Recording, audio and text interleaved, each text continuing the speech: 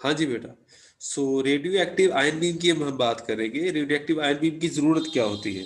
सो radio active ion beam की ज़रूरत तब पड़ती है जब अपने किसी हाईली अनस्टेबल पार्टिकल को स्टडी करना होता है, अनस्टेबल न्यूक्लियस को स्टडी करना है, तो जिसका लाइफ टाइम ज़्यादा नहीं है, it will be produced in the reaction and will be used in the reaction.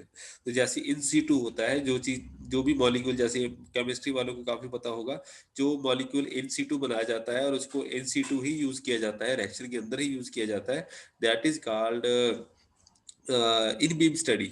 ठीक है। सो इसको हम इन बीम स्टडी भी बोलते हैं। रेडियो एक्टिव आयन बीम जो होते हैं, ये अनस्टेबल न्यूक्लियस होते हैं, these are also by name you can say radio active. तो ये अपनी रेडिएशन छोड़ेंगे एंड अल्फा बीटा या गामा रेडिएशन के साथ डीएक्साइड कर जाते हैं इमीडिएटली। बहुत सब थोड़ा बहुत कम लाइफ टाइम होता है इनका। सो पिक्टोरियल ओवरव्यू दे रखा है बेटा of the various types of physical phenomena that can be expected or have barely been noticed experimentally। तो ये आपके पास न्यूक्लियर चार्ट जो है, उसके न्यूक्लियर फिनोमेना का चार्ट जो है वो हमारे पास अवेलेबल है। मेरी पर्सनल जो वेब बुक है उसमें आप चेक कर सकते हैं, ऑनलाइन आपको प्रोवाइड कर दी गई है गूगल ड्राइव पे। सो दी प्रोटोन, एक और अनाउंसमेंट मैं अनाउंसमेंट करना चाहूँगा बेटा। आपके जो मोस्टली जो नोट्स हैं न्यूक्लियर फिजिक्स के सारे मैंने आपकी अपनी गूगल ड्राइव पे अपलोड कर दीजिए, कर दिए हुए हैं। सो अगर आपके पास कोई भी नोट्स नहीं है तो आप वहाँ से, मैंने आपको लिंक भी प्रोवाइड किया है, क्लासरूम में भी चेक कर लीजिए, अपना व्हाट्सएप ग्रुप भी चेक कर लीजिए, वहाँ पे आपके पास लिंक अवेलेबल है। अगर किसी को भी कोई भी गूगल बुक वगैरह या नोट्स वगैरह अवेलेबल नहीं है तो आप वहाँ से डाउनलोड कर सकते हैं। ठीक है जी। So the proton drip line, अब आपका बहाना नहीं होगा बेटा, please take care into this thing. आपका अब आप बहाना नहीं लगा सकते कि आपके पास नोट्स नहीं है, ये नहीं है, वो नहीं है। आपके पास सारे के सारे नोट्स हैं, सारे के सारे लेक्चर ऑनलाइन अवेलेबल है। बस अब आपने खुद पढ़ना है।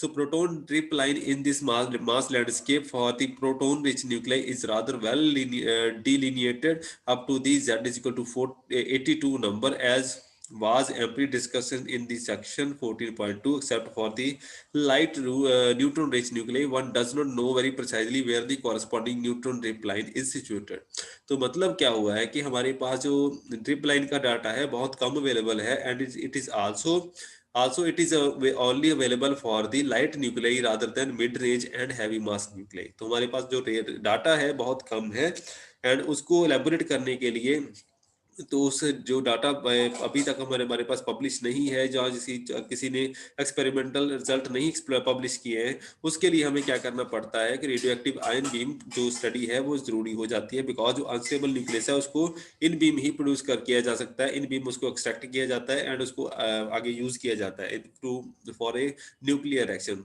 तो फॉर दैट केस जो radio active ion beam study है, it is also a costly affair, काफी ज्यादा कॉस्टली होता है, लेकिन और कोई ऑप्शन अवेलेबल नहीं है, इसी वजह से हमें रेडियो एक्टिव आयन बीम ही यूज करना पड़ता है। सो काफी ज्यादा ऐसा नहीं है कि वास्ट इंडिया में अभी तक मेरे ख्याल से radio active ion beam facility अभी तक अवेलेबल नहीं है। I hope VECC variable energy cyclotron centre Kolkata वाले शायद इसको प्रोवाइड कर दें जल्दी, otherwise it's not in the near future में आने वाला नहीं है। शायद भी ईसीसी कोलकाता वाले शायद कुछ कर रहे हैं इसके बारे में, एक न्यूक्लियर एस्ट्रोफिजिक्स का उन्होंने ग्रुप बनाया है। ठीक है, उसके बारे में भी आप गूगल पे पढ़ सकते हैं। ठीक है जी।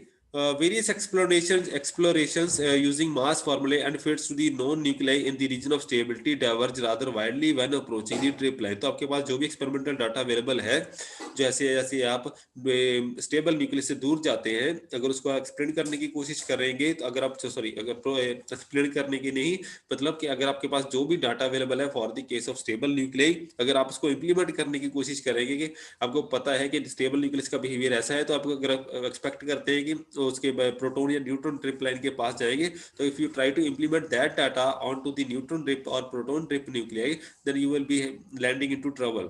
तो आपको प्रॉब्लम आ जाएगी, because you will not be able to explain all that stuff, because जो ड्रिप लाइन न्यूक्लियाई है वो अनस्टेबल है, उनका जो बिहेवियर रहेगा जैसे हेलो स्ट्रक्चर है, स्टेबल न्यूक्लियस में हेलो स्ट्रक्चर ऐसा नहीं आएगी, लेकिन जैसे ही आप कुछ ड्रिप ट्रिप लाइन के पास जाएंगे तो आपको प्रॉब्लम आनी स्टार्ट हो जाएगी, हेलो स्ट्रक्चर आ जाएगी, तो हेलो स्ट्रक्चर को आप ऐसा स्टेबल न्यूक्लियस के साथ एक्सप्लेन नहीं कर पाएंगे।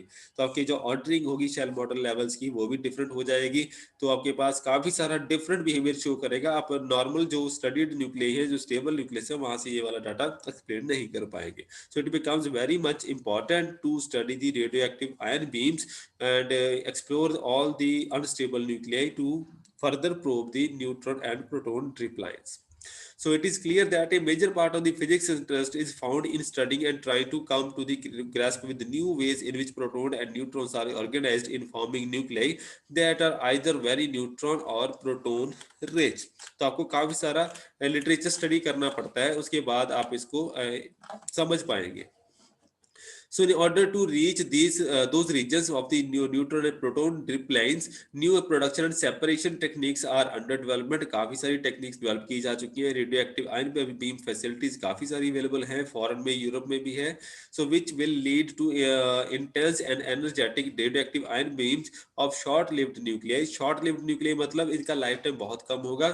इनको इन सीटू मतलब इन दी बीम ही प्रिपेयर किया जाता है। मतलब प्रोजेक्टाइल को टारगेट के हिट करने के बाद जो कंपाउंड न्यूक्लियस बनता है, उसमें से जो आपका जो रेडियो एक्टिव न्यूक्लियाइड निकलेगा वो उसकी लाइफ टाइम बहुत कम होगी, जो डॉटर न्यूक्लियस होगा उसी को हम यहाँ पे रेडियो एक्टिव न्यूक्लियाइड बोल रहे हैं। एंड उसी को हमने क्या करना है, ड्यूरिंग द इंटरेक्शन हमने कंपाउंड न्यूक्लियस प्रोड्यूस किया था, वहां से जो हमारा जो टारगेट डॉटर न्यूक्लियस निकला उसको हमने एक्सेलेरेट करवा के उसी को आगे टारगेट के ऊपर स्ट्राइक करके नेक्स्ट एक्शन करवानी है। तो मतलब हम यहाँ पे मोर देन वन इंटरेक्शन को स्टडी कर रहे हैं रादर देन सिंगल इंटरेक्शन। तो हमने क्या किया, एक बीम एंड टारगेट कॉम्बिनेशन लेके एक न्यूक्लियस प्रोड्यूस किया। उस न्यूक्लियस को, उसकी न्यूक्लियस का जो लाइफ टाइम है वो कम है, इसी वजह से हमें उसे ड्यूरिंग दैट इंटरेक्शन जितने टाइम के लिए फ्यू माइक्रो सेकंड या मिली सेकंड या फ्यू सेकंड्स के लिए जो प्रोड्यूस हुआ है उसको हमने आगे यूज करके उसको एक्सेलरेट करवा के उसकी इंटरेक्शन वहीं पे करवा देनी है, रादर देन उसको ऐसा स्टोरेज रिंग में घुमाना मुश्किल हो जाएगा हमारे लिए।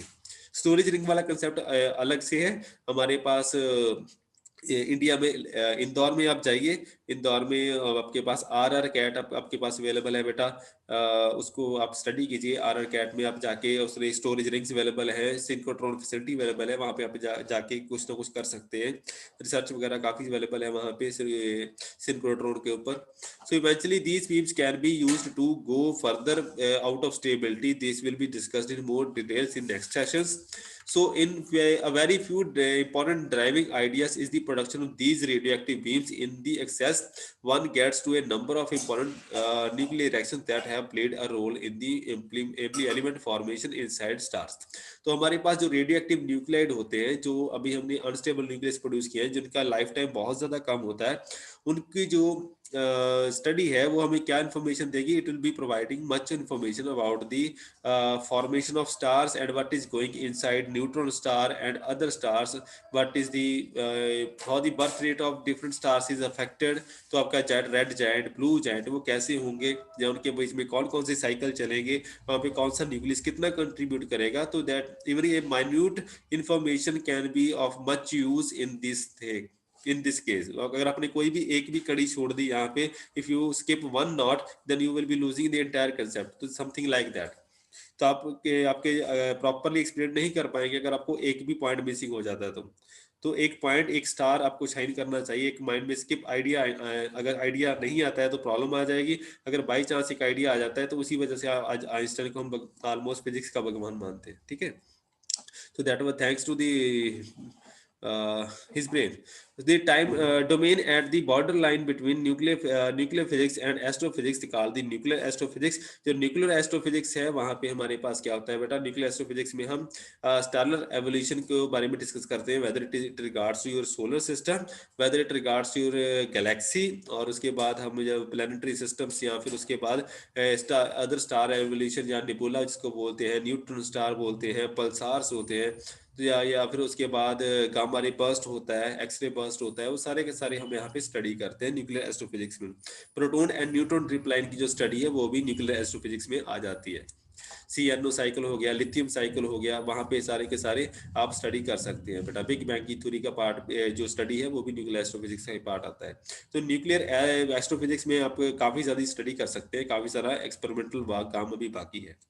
So thus can be subjected to laboratory tests, and one can of course select the key reactions that have led to the formation of the lightest elements first. So we can select the we can have the desired results, reaction cross section कितना था, उसके वो elements के जो energy levels वो कैसे थे, उनकी जो स्ट्रेंथ फंक्शन कैसे है, वहां से हमें आइडिया मिल जाता है कि हाँ अगर ये वाला बिग बैंग के बाद अगर ये वाला न्यूक्लियस बनता तो इस पे इसके बाद क्या होना चाहिए था, तो हमें वहां से आइडिया प्रेडिक्शन मिल जाती है।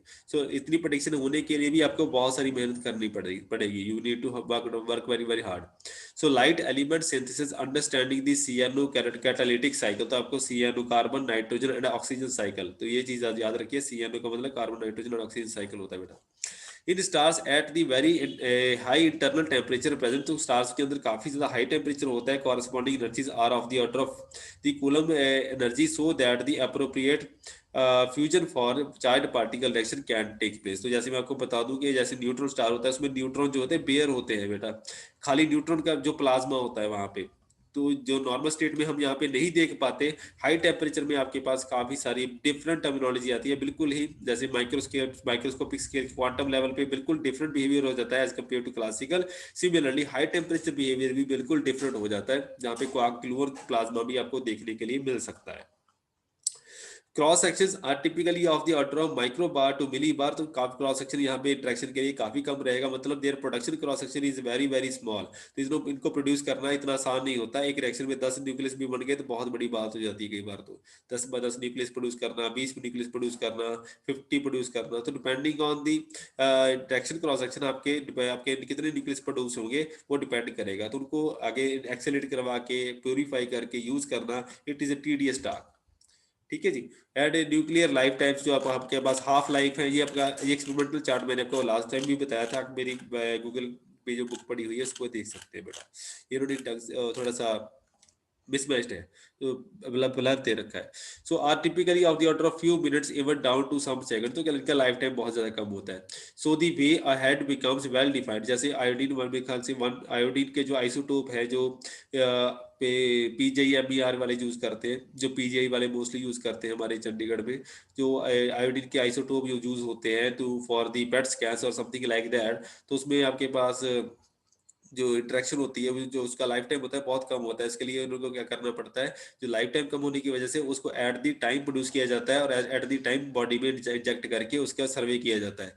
ठीक है, उसका स्कैन लिया जाता है, तो उनके पास बहुत कम टाइम होता है, बहुत शॉर्ट टाइम होता है, इसीलिए एट दी प्लेस ही उनको प्रिपेयर करना पड़ता है आइसोटोप, एंड उसको बॉडी में इंजेक्ट करके उसका सर्वेलेंस और स्कैन करना पड़ता है। तो ऐसी भी प्रॉब्लम्स आपको फेस करनी पड़ती है due to the short life time of the nuclei. So the way ahead becomes well defined selective, तो आपके पास कौन सा रोड मैप बचा है यहाँ पे, selective radio active ion beams of high purity with the correct energies must be produce. तो आपके पास क्या होना चाहिए, कौन सा रेडियो एक्टिव न्यूक्लियस कितनी हाई प्योरिटी का एंड कौन सी एनर्जी का आपको चाहिए, उस वो डिसाइड करेगा कि आपका रिएक्शन क्रॉस सेक्शन यहाँ आपके पास कौन कौन सी फैसिलिटी वो अवेलेबल होनी चाहिए। मतलब depending on the availability of the desired facility आप प्रोड्यूस कर पाएंगे कि नहीं कर पाएंगे, वैसे डिसाइड होगा। तो रेडियो एक्टिव आयन न्यूक्लियाई और ion beams of high purity, high purity मतलब काफी ज्यादा हाई क्वालिटी का बीम चाहिए, ऐसे नहीं कि प्योरिटी होनी चाहिए। अगर प्योर हुआ बीम आपके पास तो आपके जो रिएक्शन चैनल्स होंगे वो मिक्सअप हो जाएंगे, तो आपके पास उसको सॉर्ट आउट करना बाद में मुश्किल हो जाता है। मैंने प्रॉब्लम ये फेस की है, काफी सारी आपको प्रॉब्लम्स आएगी इस काम में अगर न्यूक्लियर फिजिक्स में आप रिसर्च करते हो। So in the domain of nuclear astrophysics, neutron-rich elements to be explored form an essential part. It is this region that forms that the formation of heavier elements has occurred during the R process. तो आपके पास जो हमारे पास abundance chart है, हमारे पास धरती के ऊपर silicon ज्यादा है, ऑक्सीजन है, लेकिन हाइड्रोजन बहुत कम है लेकिन यूनिवर्स में हाइड्रोजन जो है प्रेवलेंट है, लेकिन लिथियम का कंटेंट बहुत ज्यादा कम है। कुछ न्यूक्लियस है हमारे न्यूक्लियर चार्ट के जो की जो अबंडेंस है वो काफी ज्यादा है, जैसे हीलियम अबंडेंट है, हाइड्रोजन अबंडेंट है, लेकिन लिथियम नहीं है। ठीक है, जो लिथियम की डेफिशिएंसी है वो काफी सारा आपको देखनी पड़ती है। लिथियम डेफिशिएंट क्यों है हमारे यूनिवर्स में, वो सारे का सारा पार्ट आपको यहीं से पता चलता है r process and p process के साथ। The present status and important results will be discussed and illustrated in more details in the following sessions, already थोड़ा सा डिस्कस किया हुआ है, मैं लिमिटेड डिस्कशन कर रहा करूंगा यहाँ पे, बिकॉज लिटरेचर बहुत ज्यादा वास्ट हो जाता है, हमारे लेक्चर तो यहीं पे खत्म हो जाएगा अदरवाइज। सो आइसो जो रेडियो एक्टिव आयन बनी फैसिलिटीज है जो अवेलेबल है, उनमें दो तरह की पॉसिबिलिटीज होती है। एक होती है आइसोटोप सेपरेशन ऑनलाइन, जिसमें हम क्या करते हैं, ऑनलाइन ही आइसोटोप को सेपरेट किया जाता है, या फिर इन फ्लाइट फ्रैगमेंट सेपरेशन। ये दोनों जो आई इसको एक को हम ISOL बोला जाता है, इन आइसोटोप सेपरेशन ऑनलाइन। ये दूसरा होता है in flight fragment separation.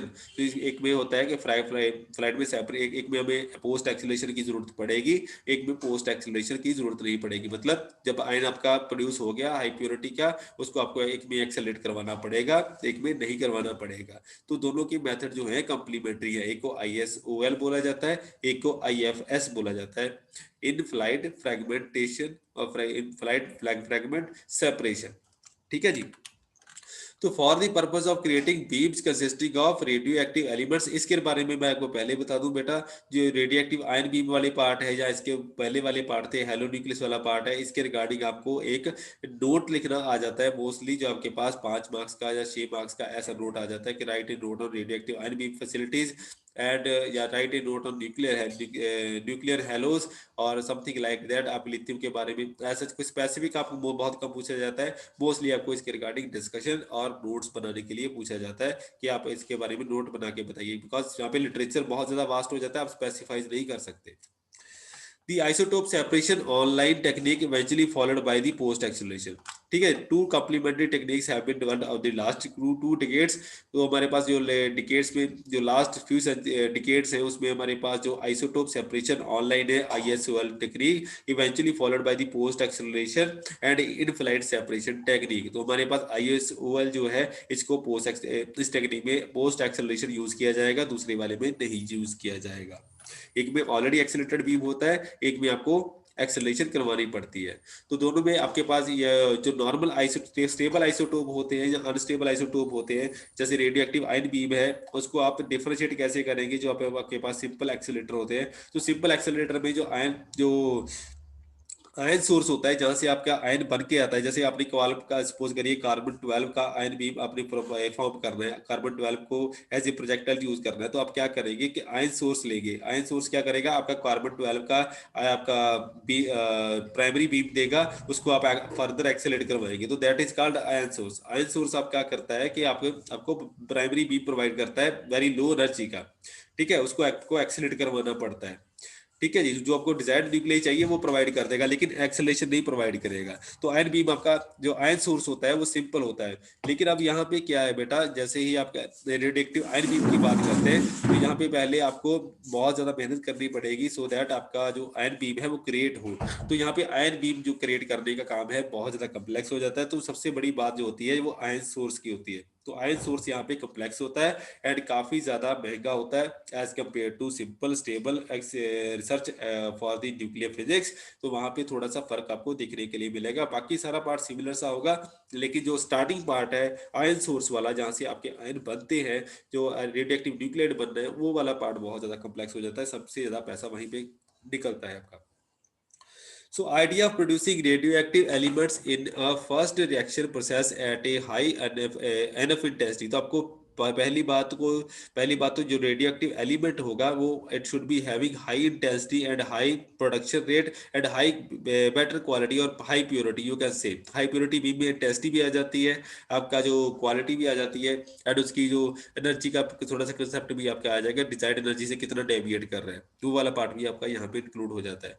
Separating the radioactive ion beam or radioactive nuclei and ionizing into charged ions with the subsequent second acceleration to the energy needed was put forward। तो पहली बात कि जो आपने आयन प्रोड्यूस किया है, ion को strip भी करना पड़ता है, उसके जो इलेक्ट्रॉन स्ट्रिप करने पड़ते हैं सो दैट आप उसको डिजायर्ड चार्ज स्टेट आप प्रोड्यूस कर पाए। सपोज करिए कार्बन है, कार्बन को 6+, 5+ और 4+ की चार्ज स्टेट में आप यूज करते हैं। ऐसे नहीं है कि आप कुछ भी करेंगे, एटम को atom as a whole neutral होता है, एक्सीलरेट करवाने के लिए उसको स्ट्रिप किया जाता है, उसके ऊपर चार्ज बनाया जाता है। तो आयन को सिर्फ कार्बन 4+, 6 और 5+ टोटल बेयर भी कर सकते हैं, सारे के सारे इलेक्ट्रॉन भी रिमूव कर सकते हैं, लेकिन जरूरी नहीं है कि आपको कौन सी, डिपेंडिंग आपको कितनी एनर्जी का बीम चाहिए उस हिसाब से आप उसको स्ट्रिप करते हैं। तो मेथड, तो इस टेक्निक में सबसे पहले क्या करना है, production of radio active ion beam, separating from, इसकी सेपरेशन एंड उसके बाद उसको स्ट्रिप करना और उसकी उसको डिजायर्ड एनर्जी के ऊपर एक्सेलरेट करवाना, इसके ये वाले पार्ट होते हैं बेटा। The method relies on having the ions produced at thermal velocities in a solid, liquid और गैस। तो सबसे पहले आपको क्या करना पड़ेगा, जो प्राइमरी बात, सबसे पहले आपको आयन प्रोड्यूस करने पड़ेगी। So the method is in fact the same as standard accelerator technology with a much more complex ion source producing the radioactive ions। तो ये मैंने स्टार्टिंग में बता दिया कि आपके पास यहाँ पे रेडियोएक्टिव आयन बीम्स को बनाने के लिए सबसे ज्यादा प्राइमरी चीज कौन सी है, आपके पास आयन सोर्स कैसा है, उसकी क्वालिटी कैसी है, या उसकी कम्प्लेक्सिटी वो कैसी है, वो कितना महंगा है कितना सस्ता है, उस पर डिपेंड करेगा सारे का सारा टेक्नोलॉजी जितना भी आप लगाएंगे। The big difference is that in order to produce that necessary as one needs an initial accelerator or driver accelerator। तो यहाँ पे आपके पास ड्राइवर एक्सेलरेटर होता है जो बहुत ज्यादा बड़ा एक्सेलरेटर नहीं है, आपको पहले इसको मिनिमम एक्सेलरेशन देनी होती है so that it can be provided it with the secondary acceleration that provided primary beam। तो सबसे पहले आपको प्राइमरी बीम देना पड़ता है producing exactly the required secondary ions through a given nuclear reaction process. तो आपके पास सबसे पहले प्राइमरी एक्सेलरेशन, सबसे पहले आयन बीम प्रोड्यूस होगा, उसके बाद प्राइमरी एक्सेलरेशन होगी, उसके बाद सेकेंडरी एक्सेलरेशन होगी। ऐसे नहीं है कि आप एकदम से उसको 100 की स्पीड पे दौड़ा देंगे, ऐसे नहीं चलेगा बेटा वो लॉस्ट हो जाएगा। So observing the various steps in the whole process from the primary ion source, ions of the first accelerator up to the accelerated secondary ion beam to be used to study a given reaction, it is clear that each element of this chain needs a high efficiency as possible and as fast as possible in order to make this whole concept technically feasible। तो इस concept को technically feasible बनाने के लिए आपको primary acceleration secondary acceleration का time scale भी देखना पड़ता है, सो दैट ऐसा ना हो कि आपका न्यूक्लियस का लाइफ टाइम इतना नहीं है जितना आप एक्सेलरेशन करवाने में निकल गया तो आपका बीम तो ऐसे ही खत्म हो जाएगा। ठीक है, तो काफी सारी प्रोबेबिलिटीज हैं, जो पॉसिबिलिटीज हैं यहाँ पे आपको देखनी पड़ती है, आपको एक्सप्लोर करना पड़ता है कि हमारा जो जो चैनल है, रिएक्शन चैनल है, वो यहाँ पे चलेगा भी कि नहीं चलेगा, या फिर आपको जो डिजायर्ड न्यूक्लियस है उसका लाइफ टाइम देखना पड़ता है, या फिर उसकी जो बीम क्वालिटी है वो भी स्टडी करनी पड़ती है। तो the ISOL type of production is illustrated schematically in the upper half panel of 14.18। तो सबसे पहले आज मैं आपको यही वाला पार्ट दिखा देता हूँ, हल्का सा बताऊंगा, ज्यादा डिटेल नहीं, बाकी पार्ट हम नेक्स्ट टाइम करेंगे। तो सबसे पहले क्या होगा बेटा, high tasty radio active ion beam ISOL, IS मतलब इन फ्लाइट सेपरेशन ऑनलाइन, ठीक, आइसोटोप सेपरेशन ऑनलाइन, ठीक है जी। उसमें क्या रहेगा, लाइट आयन बीम होगा, सबसे पहले उसको क्या कर किया जाएगा बेटा, टारगेट और ion source, isotope, isobar separation, because isobar separate करने पड़ेंगे, उसके बाद बीम को पोस्ट एक्सेलरेट करवाना पड़ेगा, उसके बाद उसको स्टोरेज रिंग में भेज दिया जाता है। स्टोरेज रिंग में क्या होगा, जितनी टाइम के लिए चाहिए आप उस बीम को घुमा सकते हैं depending on the life time of the nucleus. तो जितने लाइफ टाइम होगा उस हिसाब से आपको उसको स्टोर करके रख सकते हैं depend for the later on reactions. तो जब तक आपको चाहिए उसको घुमा सकते हैं, उसको एक्सेलरेट करवा सकते हैं, इन फेज बीम को लेके आ सकते हैं। तो यहाँ पे काफी सारी पोस्ट एक्सेलरेशन के बाद भी आप काम चला सकते हैं। उसके बाद क्या होता है, जो आपने एक्सेलरेट बीम को एक्सेलरेट करवाया, या तो आप उसको टारगेट के ऊपर स्ट्राइक करके आप रिएक्शन करवा के उसको स्टडी कर सकते हैं। तो स्टार्टिंग से लेके आयन, सबसे पहले आपने आयन को प्रोड्यूस किया, उसके बाद आइसोटोप को सेपरेट किया, सेपरेट करने के बाद उसको प्राइमरी एक्सेलरेशन दी, एक्सेलरेशन के बाद पोस्ट एक्सेलरेटर दे दिया, एक्सेलरेशन के बाद या तो आप इसको स्टोर कर लीजिए या फिर इसको बीम के ऊपर स्ट्राइक कर दीजिए। उसके बाद आपका काम खत्म हो जाता है, आप उसको जो डाटा आएगा उसको आप एनालाइज करेंगे इन योर लेबोरेटरी। सो इसके बाद हम बाकी जो पोर्शन है बेटा नेक्स्ट टाइम डिस्कस करेंगे। तो थैंक यू वेरी मच। अगर कोई डाउट है या क्वेश्चन है तो बताइए बेटा।